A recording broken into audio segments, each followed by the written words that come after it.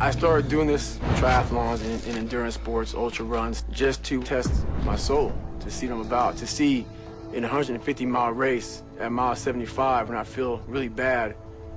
That's when you know.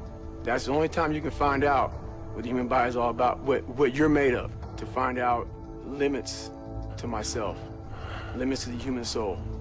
And every day I'm trying to see if I have limits.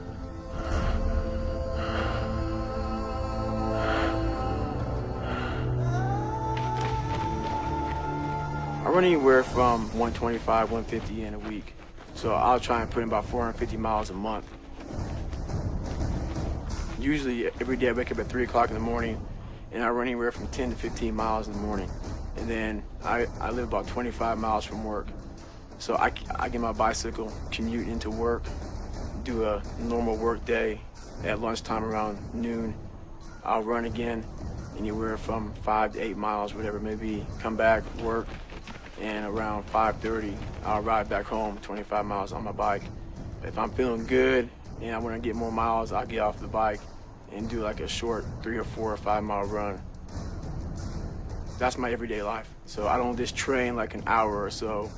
I train until something is uncomfortable, and then that's when you know who you are. The only easy day was yesterday. It just never ends. I mean, I've done some races where you're on a 1 mile track and you'll run for 48 hours straight. So imagine running 48 hours and running 1 mile track. And it's not like you're sleeping, you're running for 48 hours, see how many miles you can get. I want to talk about mind torture.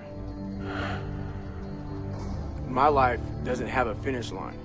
So when I cross the finish line of the Ironman, it doesn't matter, because I know that, 2 or 3 weeks from now I'll be doing something else to put my body through more pain.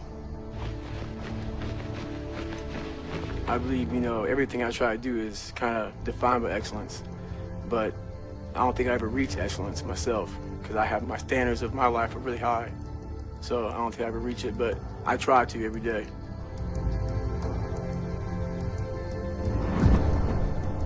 You have to be a good individual first before you can be a good team player. I know for a fact how bad hell we get. I went through it a couple times. It's probably the most brutal military training anybody can go through. So everybody to my left and everybody to my right, they've been through this. So I know mentally, these individuals are extremely hard. And when stuff gets bad in, in any situation, I know these guys have my back.